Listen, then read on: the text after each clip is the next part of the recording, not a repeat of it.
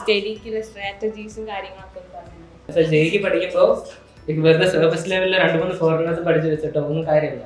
നിങ്ങൾക്ക് എന്താ വേണ്ടതെന്ന് വെച്ചാൽ ഒരു സബ്ജക്റ്റിനെ പറ്റി ഡീപ്പായിട്ടുള്ള അണ്ടർസ്റ്റാൻഡിങ് വേണ്ടേ. നിങ്ങൾക്ക് അഡ്വാൻസിനൊക്കെ ഇവർ ചിലപ്പോൾ ഇടുന്ന മിക്ക ക്വസ്റ്റ്യൻസിനും നിങ്ങൾക്ക് ഡെറിവേഷൻ്റെ സ്റ്റാർട്ടിങ് തൊട്ട് പോയി അവിടെ തൊട്ട് ഡെവലപ്പ് ചെയ്തെടുക്കേണ്ടി വരുന്ന ക്വസ്റ്റ്യൻസ് ഒക്കെ വരാം. അപ്പോൾ അതിനൊക്കെ പ്രിപ്പയർഡ് ആയിരിക്കാൻ ഡെപ്തിൽ തന്നെ പഠിക്കണം. സർഫസ് ലെവലിലോട്ട് മേലേക്ക് വരെ എല്ലാം പഠിച്ചിട്ടുണ്ടായിരുന്നു. ബേസിക്കായി ഫസ്റ്റ് ചെയ്തത് ഇവിടെ എന്താണോ തരുന്നത് അതിന് കറക്റ്റ് സ്റ്റിക്ക് ചെയ്ത് പോവാം, കറക്റ്റ് ഫോളോ ചെയ്യാം.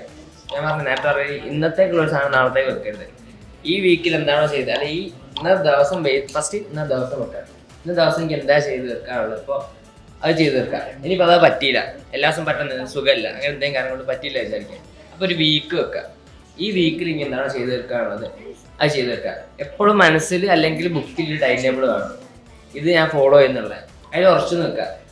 ഒരു ഡിറ്റർമിനേഷനിൽ കാര്യങ്ങൾ മുമ്പോട്ട് കൊണ്ടുപോയിട്ടുണ്ടെങ്കിൽ സിമ്പിളായിട്ട് പിന്നെ വലിയ സ്റ്റഡി പ്ലാൻ ഉണ്ടാവും. ആ സ്റ്റഡി പ്ലാനിൽ കാര്യങ്ങൾ നടത്താം.